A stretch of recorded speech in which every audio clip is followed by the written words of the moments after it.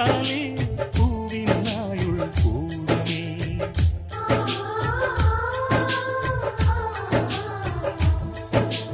இரண்டு கண்கள் என்றாலும் பார்வை என்றும் ஒன்றுதான். உருவத்திலே தனித்தனிதான், உள்ளம் என்றும் ஒன்றுதான். ஒரு சேவல்தான் நடை காப்பது, இந்த அதிசயம் பாருங்கள், கண்ணனை வாழ்த்துங்கள்.